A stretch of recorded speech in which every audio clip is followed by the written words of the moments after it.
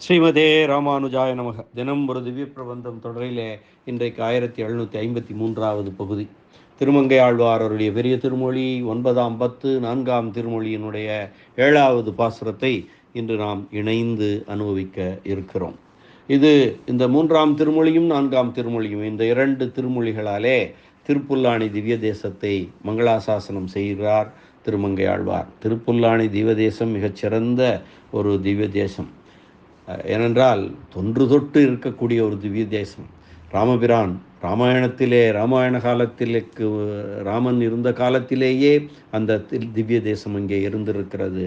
ராமன் சீதையை தேடி இலங்கைக்கு செல்வதற்காக வரும்போது இங்கே திருப்புல்லாணி திவ்ய தேசத்தில் தான் அங்கே இலங்கைக்கு செல்வதற்கு அந்த சேது அணைய வேண்டும், அந்த வழி வேண்டும் என்பதற்காக கடலரசனை வழிபட்டு சரணாகதி செய்து அங்கே 3 நாட்கள் தர்ப்ப சயனத்தில் இருந்து நோன்பு இருந்தான்.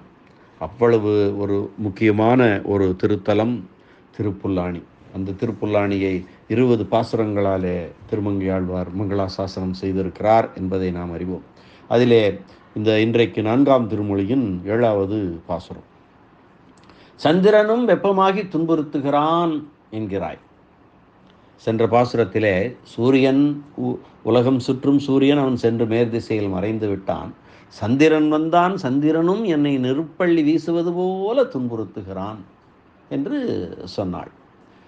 அதைத்தான் இந்த தமர்கள் சுற்றத்தார் சொல்கிறார்கள், சுற்றியிருப்பவர்கள். சந்திரனும் வெப்பமாகி துன்புறுத்துகிறான் என்கிறாய். நிலா முற்றத்தை விட்டு உள்ளே வரக்கூடாதோ என்ன?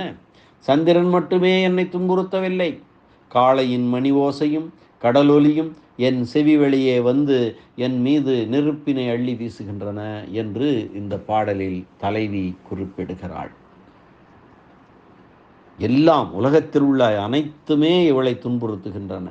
முதல் பாசுரத்திலே அன்றில் பறவை அதனுடைய குரல் இவளை துன்புறுத்திற்று. அதற்கு பின்பு சூரியன் மறைந்து துன்புறுத்தினான், சந்திரன் வந்து துன்புறுத்தினான், கடல் அலைகள் துன்புறுத்துகின்றன. இந்த பாசுரத்திலே கடல் ஒலியும் அந்த காளையின் மணி ஓசையும் துன்புறுத்துகின்றன என்கிறாள். கனையார் இடிகுரலின் கார்மணியின் ஆடல், கனையார் இடிகுரலின் கார்மணியின் ஆடல் தினையேனும் நில்லாது தீயில் கொடிதாலோ, தினையேனும் நில்லாது தீயில் கொடிதாலோ புனையார் மணிமாட புல்லாணி கைதொழுதேன், புனையார் மணிமாட புல்லாணி கைதொழுதேன் வினையேன் மேல் வேலையும் வெந்தளலே வீசுமே. வினையேன் மேல் வேலையும் வெந்தளலே வீசுமே. வேலை என்றால் கடல் என்று பொருள். வினையேன் பாவியேன், பாவம் செய்தவள்தான். என் மேல் அந்த கடல் இருக்கிறதே அதுவும் நெருப்பை அள்ளி வீசுகிறது என்று சொல்லுகிறாள். கனையார் இடிகுரலின், கனை என்றால் கனைத்தல் என்ற பொருள். கனையார் இடிகுரலின் கார்மணியின் ஆடல் தினையேனும் நில்லாது தீயில் கொடிது ஆல். ஆல் என்பது அசை. ஆலோ கொடிது, ஆலோ கொடிது, அதுதான் இங்கே எடுத்துக்கொள்ள வேண்டும். ஆல் ஓ இவையெல்லாம் அசைகள். இலக்கண ஆர்வலர்களுக்காக இதை சொல்கிறேன். கனையார் இடிகுரலின் கார்மணியின் நாடல் தினையேனும் நில்லாது தீயில் கொடிது. ஒலி நிறைந்து இடி போல குரலோடு கருத்திருக்கும் காளையின் கழுத்தில் கட்டப்பட்டிருக்கிற மணி இருக்கிறதல்லவா, அந்த மணியின் அசைந்து காளை திரும்ப வருகிறது. மேய்ச்சலுக்கு சென்று மாலை நேரத்திலே அந்த மணி ஓசை இந்த கழுத்தை ஆட்டும் போது அந்த குரல் அப்படியே கண கண கண என்று வருகிறது. அந்த குறைவு அந்த இடியோசை போல் இருக்கிறது. அந்த நாவின் அசைவு சிறிது நேரம் கூட இடைவெளி இல்லாமல் தினையேனும் நில்லாது தீயை காட்டிலும் கொடிதாய் வந்து என்னை தாக்குகிறது. அந்த மணியோசை என்னை தாக்குகிறது என்கிறாள். புனையார் மணிமாட புல்லாணி கைதொழுதேன். நன்கு ஒப்பனை செய்யப்பட்ட புனையப்பட்ட அழகிய மாடங்களையுடைய திருப்புல்லாணியை கைகூப்பி வணங்கினேன், கைதொழுதேன். வினையேன் மேல் வேலையும் வெந்தளலே வீசுமே. பாவியாகிய என் மீது கடல் அலைகளும் கொடிய நெருப்பினை வீசுகின்றன என்று இந்த பாசுரத்திலே குறிப்பிடுகிறார். கனையார் இடிகுரலின் கார்மணியின் ஆடல் தினையேனும் நில்லாது தீயில் கொடிதாலோ புனையார் மணிமாட புல்லாணி கைதொழுதேன் வினையேன் மேல் வேலையும் வெந்தழலே வீசுமே. இந்த பாடலுடைய நேரடியான பொருள், கருத்த நிறமுடைய மாட்டின் கழுத்தில் உள்ள இடி இடித்தது போல மிக்க ஒலியோடு கூடிய மணியின் நாக்கு அசைந்து அசைந்து ஒலிப்பதானது சிறிது நேரமும் ஓயாமல் இடைவெளியின்றி நெருப்பை காட்டிலும் கொடிதாய் வந்து தாக்குகிறது. அழகுமிக்க மணிமாடங்களுடைய திருப்புல்லாணியை தொழுவதற்கு ஆசைப்பட்ட பாவியேன் மேல் கடலும் கொடிய நெருப்பை அள்ளி வீசுகின்றது. இடி போன்ற ஒலியையுடைய மாட்டு கழுத்து மணிகளின் ஓசையானது நெருப்பு வந்து விழுவது போலே விழுந்து துன்பம் தருகின்றதே என்கிறார். அந்த கருப்பு நிற மாடு, அதன் கழுத்திலே அந்த மணிகள் கட்டப்பட்டிருக்கின்றன. அந்த மணி, அந்த மாடு, கருத்த மாடு இருக்கிறதல்லவா காளை, அவை திரும்ப வருகிறது. மேய்ச்சலுக்கு சென்றுவிட்டு காலையில் சென்றுவிட்டு மாலையில் திரும்ப வரும். வீட்டிற்கு வரும்போது ஆர்வத்தோடு வீட்டுக்கு வர வேண்டும் என்ற ஆர்வத்தோடு வருகிறது. கழுத்து அசைகிறது, மணி அசைகிறது, மணியில் இருக்கும் அந்த நாவும் அசைகிறது. அப்பொழுது அந்த மணிகளின் ஓசை என் காதிலே நெருப்பு வந்து விழுவது போல விழுகிறது. திருப்புல்லாணியை தொழ வேண்டும் என்று ஆசைப்பட்ட எனக்கு மிக நன்றாக இருக்கிறது. ஏன் அந்த மாதிரி அந்த ஒலி நெருப்பு மாதிரி விழுகிறது பார்க்கலாம்.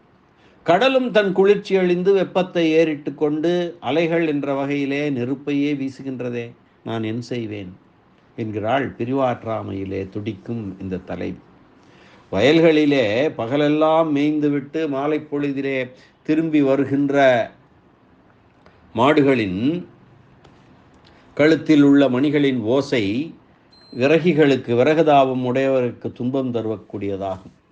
மாலை பொழுது வந்துவிட்டதே, தலைவன் இன்னும் வந்திலனே என்ற வருத்தத்தை உண்டாக்கி அந்த வழியாலே துன்பத்தை தருகிறது.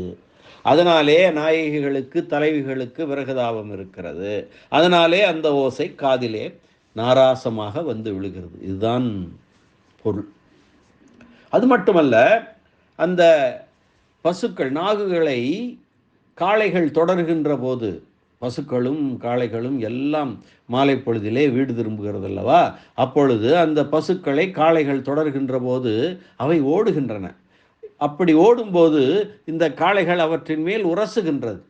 இது தலைமகன் மேல் விழ தான் ஆசைப்படும் நினைப்பை உண்டாக்கி துன்பம் தருகிறது என்று அருளி செய்வார் பெரியவாச்சான் பிள்ளை. அற்புதமா வியாக்கியான சக்கரவர்த்தி அல்லவா அவர், அப்படி அருளி செய்வார்.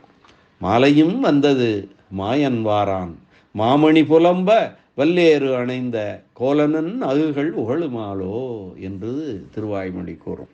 மாலையும் வந்தது மாயன் வாரான் மாமணி புலம்ப வல்லேறு அணைந்த கோலனன் நகுகள் உகழுமாலோ, அதுபோல என்று சொல்லுகிறார் திருவாய்மொழியிலே நம்மாழ்வார். இங்கே தினையேனும் என்பது, தினை என்பது ஒரு சின்ன தானியம், மிகச் சின்னதாக இருக்கும். அந்த ஒரு அற்பமான அளவுக்கு, ஒரு சின்ன அளவுக்கு அதனை உவமையாக சொல்வார்கள். அதைத்தான் அந்த தினையேனும் நில்லாது, ஒரு நொடி கூட, அதற்கும் ஃப்ராக்ஷன் ஆஃப் செகண்ட்னு சொல்லுவோம் அல்லவா, அது கூட நிற்காமல் அந்த நாவுகள், அந்த மணியின் நாவுகள் அசைந்து கொண்டு ஒலி எழுப்பிக்கொண்டே இருக்கிறது, அது என்னை கொல்கிறது என்கிறார்.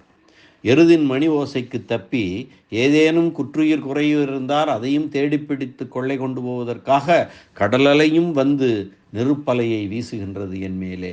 இப்படியாயிற்று நான் பாடும்பாடு, அவனை பிரிந்து நான் எவ்வளவு வருந்துகிறேன் என்கிறாள் பரகால நாயகி. இனி இந்த பாசுரத்திற்கான வியாக்கியான சக்கரவர்த்தி பெரியவாச்சான் பிள்ளையினுடைய உரையினை பார்க்கலாம். கனையார் இடிகுரலின் கார்மணியின் ஆடல் தினையேனும் நில்லாது தீயில் கொடிதாலோ.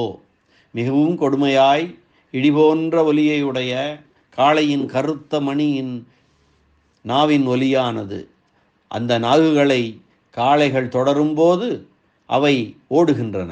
தலைமகன் மேல் விழ தான் ஆசைப்படும் நினைப்பை தனக்கு உண்டாக்கி அந்த மணி ஓசை துன்புறுத்துகிறது. சீதையை தேரிலே முன்வைத்து பசுவை பின்தொடரும் காளையைப் போல எம்பெருமான் பின் தேரேறி வருதல் என்னால் நிகழுமோ என்று ராமாயணத்திலே சொல்லுவார்கள் அல்லவா? அதுபோலத்தான் இதுவும். ஒரு திணையளவும் பின்வாங்காமல் நெருப்பினை காட்டிலும் கொடியதாக உள்ளது அந்த மணி ஓசை. இதன் வெம்மைக்கு முன் நீர் குளிர்ந்தது தீ, நீர் போல குளிர்ந்தது தீ என்று கருதலாம். தீ வெளி உடம்பையே சுடவல்லது. ஆனால் இது இந்த மணி ஓசை உள்ளே புகுந்து அளிக்கும் ஆற்றல் உடையது. புனையார் மணிமாட புல்லாணி கைதொழுதேன். சௌபரி என்ற முனிவர் 50 வடிவங்கள் கொண்டு 50 மாளிகைகளிலே 50 பெண்களுடன் இன்பம் நுகர்ந்தது போல மணிகள் பதிக்கப்பட்ட மாடங்கள் தோறும் நானும் எம்பெருமானுமாய் அனுபவிக்க வேண்டும் என்று ஆசைப்பட்டேன். அவற்றையெல்லாம் நினைத்தபடி அழகாக அனுபவித்தேன். ரொம்ப அழகாக அனுபவித்தேன் என்கிறாள். அதாவது எதுவும் நுகரவில்லை, அப்படி ஆசைப்பட்டேன், அது எதுவும் நடக்கவில்லை, ஆனால் அதை ரொம்ப அழகாக அனுபவித்தேன் என்று சொல்கிறாள். வினையேன் மேல் வேலையும் வெந்தழலே விசுமே.